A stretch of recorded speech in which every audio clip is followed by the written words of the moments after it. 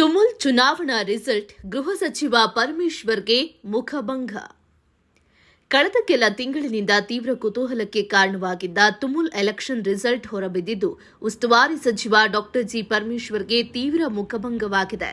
ತುಮಕೂರು ಸಹಕಾರಿ ಹಾಲು ಉತ್ಪಾದಕರ ಒಕ್ಕೂಟದ ಚುನಾವಣೆ ಫಲಿತಾಂಶ ಹೊರಬಿದ್ದಿದ್ದು ಕೊರಟಗೆರೆಯಲ್ಲಿ ಗೃಹ ಸಚಿವ ಪರಮೇಶ್ವರ್ ಅವರ ಬೆಂಬಲಿತ ಅಭ್ಯರ್ಥಿ ಈಶ್ವರಯ್ಯಗೆ ಸೋಲಾಗಿದ್ದು ಬಿಜೆಪಿ ಬೆಂಬಲಿತ ಅಭ್ಯರ್ಥಿ ಸಿದ್ದಗಂಗಯ್ಯ ಜಯಗಳಿಸಿದ್ದಾರೆ.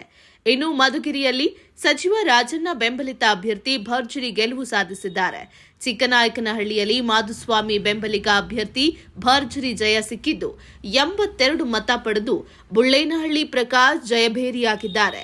ಹಾಗೆಯೇ ಗುಬ್ಬಿ ಕ್ಷೇತ್ರದಲ್ಲಿ ಶಾಸಕ ಎಸ್ಆರ್ ಶ್ರೀನಿವಾಸ್ ಪತ್ನಿ ಭಾರತಿ ಶ್ರೀನಿವಾಸ್ ಜಯಗಳಿಸಿದ್ದಾರೆ. ತಿಪ್ಟೂರಿನಲ್ಲಿ ಕಾಂಗ್ರೆಸ್ ಬೆಂಬಲಿತ ಅಭ್ಯರ್ಥಿ ಎಂಕೆ ಪ್ರಕಾಶ್ ಗೆಲುವು ಸಾಧಿಸಿದ್ದಾರೆ. ತುಮಕೂರು ತಾಲೂಕಿನಲ್ಲಿ ಕಾಂಗ್ರೆಸ್ ಬೆಂಬಲಿತ ಅಭ್ಯರ್ಥಿ ನಂಜೇಗೌಡ ಜಯಗಳಿಸಿದ್ದಾರೆ. ತುರುವೇಕೆರೆ ಕ್ಷೇತ್ರದಲ್ಲೂ ಬಿಜೆಪಿ ಅಭ್ಯರ್ಥಿ ಮಹಾಲಿಂಗಯ್ಯ ಭರ್ಜರಿ ಗೆಲುವನ್ನು ದಾಖಲಿಸಿದ್ದಾರೆ. ಶಿರಾ ಕ್ಷೇತ್ರದಲ್ಲಿ ಎಂದಿನಂತೆ ಎಸ್ಆರ್ ಗೌಡ ಗೆಲುವು ಪಡೆದಿದ್ದು ಕುಣಿಗಲ್ನಲ್ಲಿ ಡಿ ಕೃಷ್ಣಕುಮಾರ್ಗೆ ಭರ್ಜರಿ ಗೆಲುವು ಸಿಕ್ಕಿದೆ. ಪಾವಗಡದಲ್ಲಿ ಚಂದ್ರಶೇಖರ್ ರೆಡ್ಡಿ ಕೇವಲ 1 ಮತದಿಂದ ಗೆದ್ದು ಇತಿಹಾಸ ನಿರ್ಮಿಸಿದ್ದಾರೆ.